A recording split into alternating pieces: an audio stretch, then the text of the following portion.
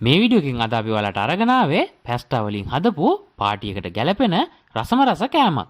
ඒ වගේම තාමත් ඔයාලා අපේ YouTube channel එක subscribe කරලා නැත්නම් දැන්මම පල්ලෙහා තියෙන subscribe button එක ඔබලා ඊට එහා පැත්තේ තියෙන bell icon එක ඔබන්නත් අමතක කරන්න එපා.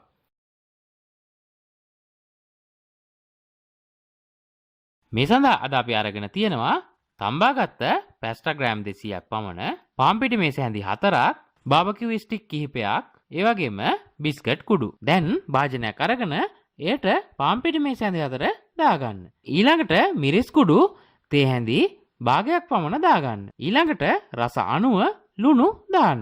දැන් ඔයාලට අවශ්‍ය නම් විතරක් සැන අණුව කෑලි මිරිස් දාගන්න. ඊට පස්සේ කහ කුඩු තේ හැඳි භාගයක් විතර දාන්න. මේ ටික දාගත්තට පස්සේ වතුර දාලා ටිකක් ඝන බැටර් එකක් හදාගන්න.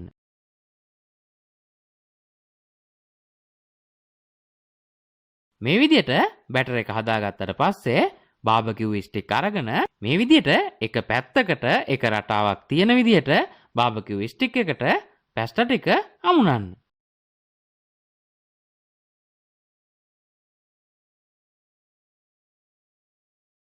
මේ විදිහට පැස්ටා ටික අමුණා ගත්තට පස්සේ මේ ස්ටික් අරගෙන අපි කලින් හදාගත්ත බැටර් එක දවටන්න. බැටර් එක දවට ගත්තට පස්සේ ඒ මතට බිස්කට් කුඩු දවටන්න.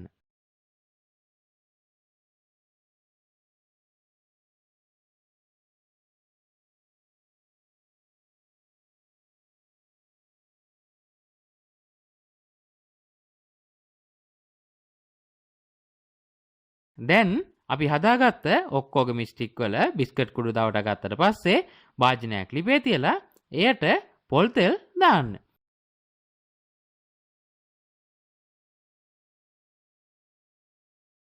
පොල් තෙල් ටික රත් වුණාට පස්සේ අපි හදාගත්ත ස්ටික් මේ විදිහට දාලා හොඳින් රන්වන් පැහැවෙන තුරු බෙද ගන්න.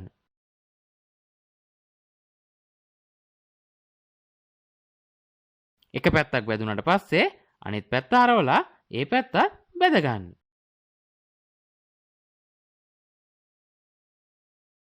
ඔන්න දැන් අපි පැස්ටා වලින් රසම රස කෑමක් හදලා තියෙන්නේ. ඔයාලත් මේ විදිහට පැස්ටා හදලම බලන්නකො කොහොමද රස කියලා. ඉතින් වීඩියෝ එක පිළිබඳව ඔයාලගේ අදහස් පහලින් කමෙන්ට් එකක් දාන්න.